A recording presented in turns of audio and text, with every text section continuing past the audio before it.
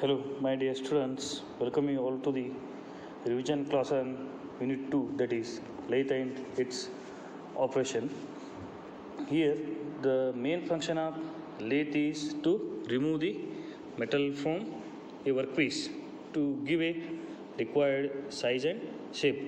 This can be done by holding the workpiece firmly on a machine between two rigid supports called as centers or in a chuck, and then turning is against the cutting tool, which will remove metal from the workpiece in the form of chips. Here, the definition of lathe is a machine which removes the metal from a piece of work to the required shape and size. Lathe is one of the most important machine tools in the metal working industry. A lathe operates on the principle of rotating workpiece and a fixed cutting tool. The tool should be held firmly in a tool post and fed against the revolving workpiece and progressed in a definite way relative to the work. The lathe is primarily used to produce cylindrical surfaces and plane surfaces at right angle to the axis of rotation.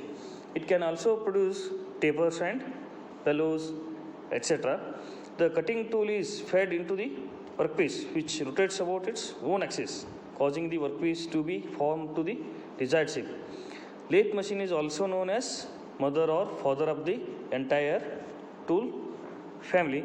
Here the main parts of the lathe are here bed, headstock, tailstock, carriage, tool post. These are all the main parts of lathe. Lathe machine is also known as center lathe because it has two centers. Between those centers, the job can be held and rotated. Here, the lathe bed is the base of machine tool. It supports all the major components of the lathe as shown in the here figure. That is a base of the machine tool. It supports all the major components of the lathe. The headstock, tailstock are located at either end of the bed and carriage rests over the bed and slides on it. Next one is headstock. Here headstock is secured permanently at left hand end of the lathe bed. Which end? Left hand end of the lathe bed, and provided with hollow spindle and mechanism for changing the spindle speed. All these parts are housed in headstock casting. The spindle revolves on two large bearings without vibrations, and it is perfectly aligned with lathe axis. A hole extends through the spindle to hold the long bars, and at its front end is for the holding checks, centers and other tools. Next is tailstock. Tailstock of the lathe is located over a inner vise at the right hand end of the bed. It is located at the right hand end of the lathe bed. It supports the other end of the work. One end is fitted in the headstock and other end is supported by what? Tailstock. When it is machining between the centers and it holds the tools for performing operation like drilling, tapping, reaming, etc. The tailstock can be moved along the guideways and it can be clamped at any position on the bed depending upon the length of the workpiece. It consists of dead centers, spindles, adjusting screw, hand wheel, etc. The spindle can be moved in and out of the bed called barrel by means of a hand wheel. The dead centers, reamers, drills, etc. can be fixed into tapered hole of a spindle. The next is carriage. The main function of carriage is to support, move and control the cutting tools. It consists of saddle, cross slide, compound slide or It is also called as compound rest, tool post to fix the tool, and apron. The saddle first over the bed and slides along the waist by carrying cross slide and tool post, and it can be located at any desired position in its movement. Here the next is feed mechanism. The movement of the tool relative to the work is known as feed. The movement of the tool relative to the work is known as feed. The lathe tool normally have three types of feed: longitudinal, cross, and angular. Here next part of the lathe is lead screw. Here it is a long threaded shaft used as master screw, and it is used only for thread cutting operation. These are the main parts of the lathe machine. Here lathes are the oldest machine tools, and the bed which supports all the major components carries slides along the ways and consists of the cross slide, tool post, apron. Headstock holds the jaws for the workpiece, supplies power to the jaws, and has various drive speeds as told in the previous slide. Next is the working principle of lathe. Here see in the figure, the job is held in between the two supports. Those are called as centers, and here cylindrical job is used. It is rotating in between the two centers, and the tool is moving the material. You can move left hand move tool which remove the material. Means the workpiece is held in between the two centers. One is tailstock and another one is headstock. This is what working principle of lathe. Then here, if the tool moves parallel to the workpiece, cylindrical surface is formed. If the tool moves parallel to the workpiece, cylindrical surface is formed. Here the tool travels along the axis of rotation of the workpiece. Then you will get cylindrical surface on the job. Here, if the tool moves inclined to the axis, it produces a taper surface and is called taper turning. If the tool moves inclined, somewhat inclined degrees to the axis of rotation of the workpiece, inclined to the axis of workpiece, and then it produces taper surface, and it is called taper turning. The next is the specifications of lathe. Means here there are different specifications are there. First one is height of centers. In that, type of bed, straight bed is there, semi gap bed is there, gap bed is there. Then center distance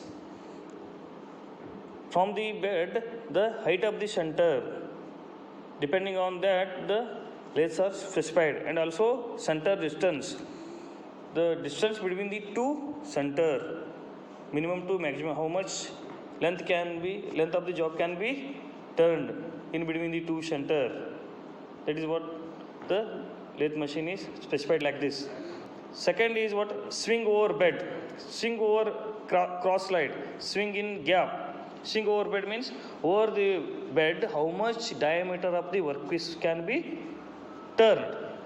That is swing over the bed. Then swing over the cross slide, swing over on the cross slide, and swing in gap. And gap in front of face plate. In front of the face plate. Face plate is used to hold the workpiece instead of chuck or to the check. Here next is spindle speed range. Depending upon the spindle speed range, the lathes are specified, like spindle nose, spindle bore, taper nose, etc. And depending upon the thread pitches, lead screw pitch, longitudinal feeds, cross feeds. Then fifth one, cross slide travel, top slide travel, tool section. Then tailstock sleeve travel, taper in sleeve, etc. These are the specifications of the lathe. Then next is classification or types of lathes. Lathes are classified into 7 different types. In that, engine lathe or center lathe. It is the most common type of lathe and is widely used in workshop. Bench type, which is what small, which can be mounted on the workbench. Speed lathe, it is named because of the very high speed of the headstock spindle, consists of headstock, tailstock and tool post. It has no gearbox. Here there is no gearbox, and it is used for wood turning, metal spinning and operations like turning of the wood. Then tool room lathe. It is similar to an engine lathe designed for obtaining accuracy. It is used for manufacturing precious components, dies, tools, jigs, etc. and hence it is called tool room lathe. Special purpose lathe. The another type of lathe is special purpose. In that, instrumental lathe, facing lathe, floor turning lathe, heavy duty lathe and gap lathe. Then next is what? Automatic lathe. The lathe in which workpiece is automatically fed and removed without use of an operator is called automatic lathe, and it requires very less attention, means less skilled operator is required after the setup has been made and the machine is loaded. Next is turret lathe. Turret lathe is the adaptation of engine lathe where the tailstock is replaced by turret slide. Cylindrical or hexagonal tailstock is there. Tool post of the engine lathe is replaced by cross slide, which can be hold number of tools. Number of tools can be held in that hexagonal turret. Here capstan lathe is similar to turret lathe, with the difference that turret is not fixed but moves on an auxiliary slide. These are used for fast production of small parts. Then a CNC lathe, computer controlled lathe. These are the different types of lathes. Here next one is operating conditions. Here as shown in the figure, the workpiece is held in the chuck and in between the two centers. Here depth of cut D is shown in the figure, and the machined surface, chip formation. Then tool is moving across the rotation of the workpiece, and in feed is given by the tool. The next is lathe operations. Here next is lathe operations. In that, first one is what? Turning. Turning is to remove the material from the outside diameter of the workpiece to obtain a finished surface. Here turning operation in a lathe is to remove excess material from the workpiece to produce a cylindrical surface or cone shaped surface to a desired length by holding the job between the centers or in check and rotating at required speed. The tool is moved longitudinally to give the few towards headstock with proper length of cut as shown in the. Here next is turning. Excess material is removed to reduce diameter and work is held in either chuck or between the centers. Longitudinal feed is given to the tool either by hand or power. Next is facing. Here the facing operation is machining of ends of workpiece to produce a flat surface square with axis by holding in a chuck or face plate. This operation is also used to cut the workpiece to required length. In this operation, feeding the tool perpendicular to the axis of rotation of the workpiece. For this operation, regular turning tool or facing tool may be used. The feed in direction perpendicular to the workpiece.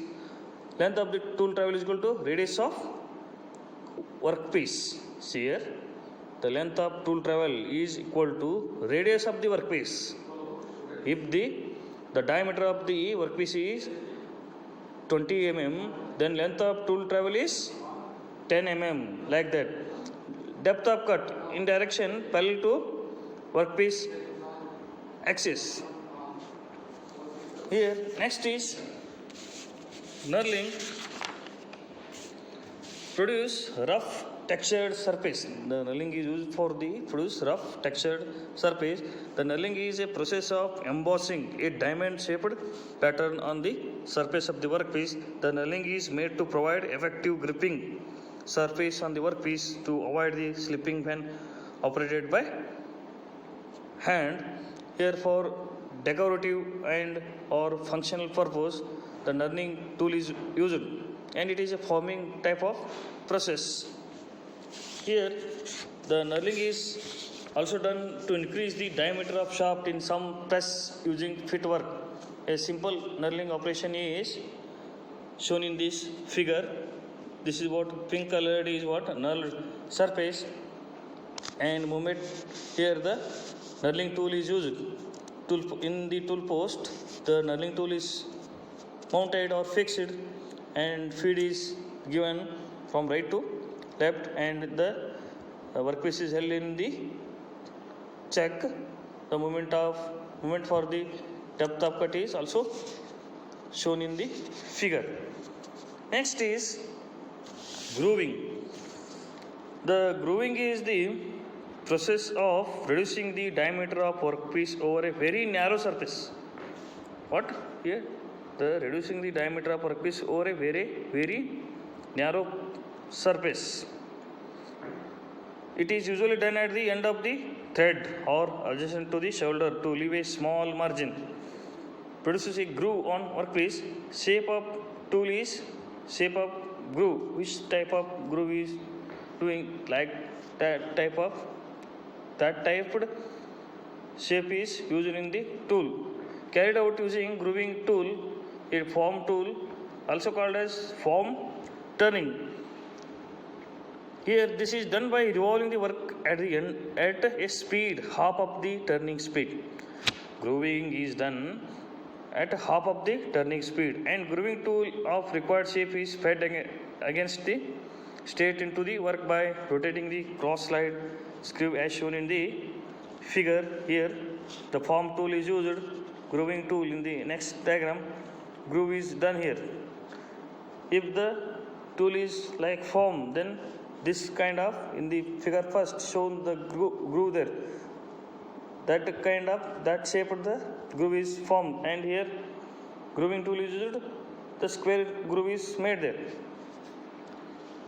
Next is parting or parting up. The parting is a process of cutting a workpiece into two parts, and it is carried out by using parting tool of desired size and shape as shown in the figure. This operation is similar to the grooving operation, but only difference is that the workpiece is cut into two parts in this parting of operation. Here as shown in the figure, here the cutting workpiece into two similar parts similar to grooving. And next is taper turning.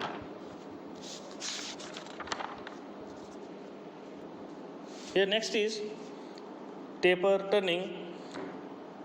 Taper can be defined as an uniform increase or